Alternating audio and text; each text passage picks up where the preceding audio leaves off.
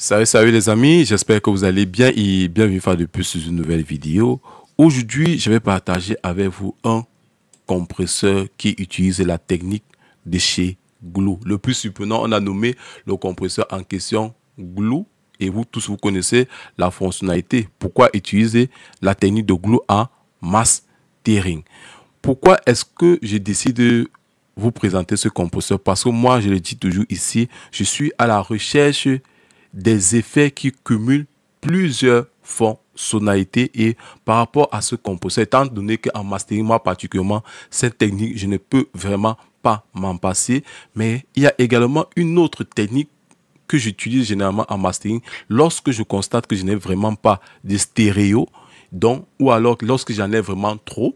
Dans les deux cas, je peux gérer maintenant grâce à Glue, que voici sa fonctionnalité ici stéréo. Lorsque je n'ai vraiment pas, j'augmente. Lorsque je n'ai pas, j'augmente. Lorsque j'en ai assez, je diminue. Ça, c'est la particularité. Ça, c'est la raison pour laquelle je suis entré en possession de cela. Ça, c'est l'une des choses. Et également, il y a quelque chose qu'il faudrait prendre en compte, sa fonctionnalité ABCD. Ça veut dire quoi? Si je suis dans un projet auquel je suis à A, je peux reposer mes oreilles après 15-30 minutes. Je reviens, j'utilise B, j'essaie de faire d'autres modifications. Après, je fais la comparaison. Ça, c'est un plus vraiment que moi je trouve important. Bref, quand moi j'utilise BX, c'est d'abord la fonction, la fonction première de pourquoi je me suis tourné sur cette entreprise ici là. Et également, si nous ne voulons pas utiliser toutes ces interfaces que vous avez vues ici là, nous venons tout juste là, nous venons tout juste là. Ça dépend de tout un chacun et nous pouvons changer également la couleur. Nous mettons du orange, nous mettons du bleu, nous mettons du lemon. Bref, ça dépend de la couleur qui vous tient vraiment à cœur. Moi, particulièrement, je n'ai pas encore de préférence. Si je peux le dire ainsi, ça ne me gêne vraiment pas. Toutes les couleurs sont magnifiques. Comme je l'ai dit, il y a cette fonctionnalité qui a été ajoutée. Il y a également le Headroom que vous voyez ici. Peut-être lorsque vous avez exporté votre projet pour le mastering, vous avez constaté qu'il y a assez de volume. Vous pouvez diminuer. Et s'il n'y en a pas, vous pouvez l'augmenter. Vous voyez un peu le truc. Et également, nous avons l'input et l'output. Et nous avons l'auto-gain ici. L'auto-gain ici, c'est lorsque vous êtes en phase de mastering, lorsque vous êtes en train d'utiliser le compresseur. Maintenant, quand vous utilisez un compresseur, normalement, vous êtes en train de perdre le signal, si je peux le dire ainsi, vu qu'il va diminuer un peu la dynamique, vous allez perdre un peu de volume et cela va venir compenser par celui-ci. Mais ce qui me plaît sur cet algorithme est que il va calculer, il va vous donner un volume acceptable. Il ne va pas s'enclencher directement. Vous voyez un peu la chose, c'est ce qui me plaît par rapport à cette fonctionnalité. Également, nous avons sidechain, que tout le monde connaît la technique du sidechain. Ici, nous allons appliquer nos compresseurs en fonction de la zone que nous voulons travailler, sur les hautes fréquences, sur les moyennes fréquences. Nous avons le advancing que voici ici. Moi, particulièrement, je le retrouve également sur le Ozone 11. Mais en étape ci, au début, je vais vraiment pas utiliser, étant donné qu'il va travailler sur le snare. Moi, généralement, je le travaille peut-être en fin de mastering. Ici, nous avons le tone. Le tone ici va un peu représenter la gamme, si je peux le dire ainsi.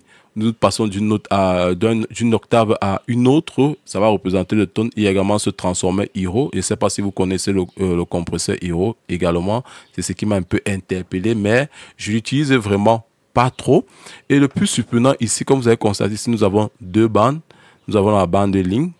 Nous pouvons avoir une seule bande en boostant le signal. Nous avons une seule bande, comme vous constatez là. Elle revient là. Moi, particulièrement, je travaille à 100%. Je ne veux pas vraiment aller, étant donné que le but ici du Glue, c'est de travailler, c'est de limiter, étant donné qu'un compresseur a pour but de limiter la dynamique. Le but ici de la dynamique, on va essayer de couper 2 ou 3 pics de réduction sans toutefois vraiment dégrader le signal. On a nos instruments qui sont un peu éparpillés sur le plan sonore. Nous allons essayer un peu de le regrouper pour qu'il se forme en un seul bloc, si je peux le dire ainsi. Là, nous avons notre ratio, nous avons notre crétiole, le seuil, nous avons l'attaque, le release et nous avons l'auto-release. Comme je l'ai dit, vraiment, je ne vais pas utiliser la fonction pour la simple raison que quoi, là, il va se comporter comme un compresseur multiband. Là, moi, j'ai pas besoin d'un compresseur multiband à ma disposition. Je préfère, entre guillemets, travailler à 100%. Et ici, je vais mettre ma bande là à 0 dB. Et maintenant, nous allons essayer un peu de faire nous allons essayer de booster le VST pour écouter au moins la différence, étant donné que sur YouTube, la compression et autres. Bref, je vais exagérer certains paramètres pour que vous voyez au moins comment est-ce que le compresseur travaille.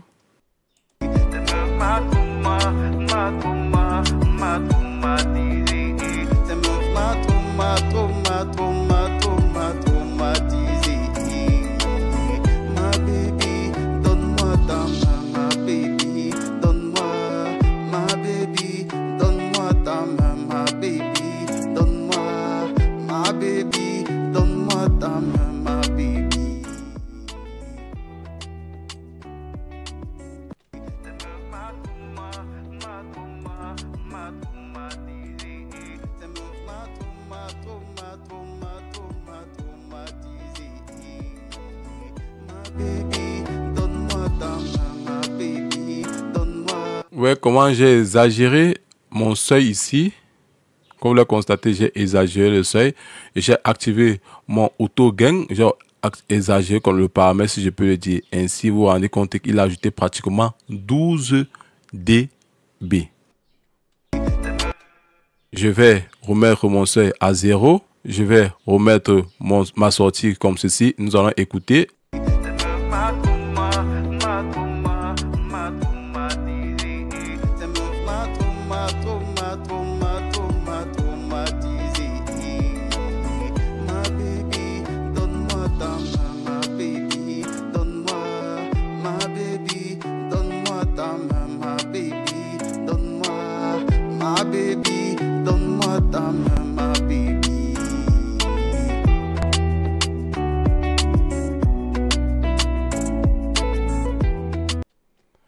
Bon, bref, les gars, je ne voudrais vraiment pas être très long par rapport à ce plugin. Je vous ai essayé au moins, je vous ai montré comment est-ce que le plugin se comporte. S'il faudrait vraiment entrer en possession de cela, je peux vous conseiller vraiment sans douter, si je peux le dire ainsi. Comme j'ai dit, moi particulièrement, je ne suis pas en train de faire un placement de produit. Je suis juste là pour vous donner des alternatives à votre futur achat, étant donné que c'est pas facile aujourd'hui de déployer des sous et que vous utilisez un effet, ça ne vous sert vraiment pas à grand chose. Bref, si vous avez aimé cette vidéo, les gars, je vous invite à vous abonner, à partager, à commenter, à liker, surtout activer la cloche de notification pour ne rater aucune de nos prochaines vidéos. Sur cela, portez-vous bien. Ciao.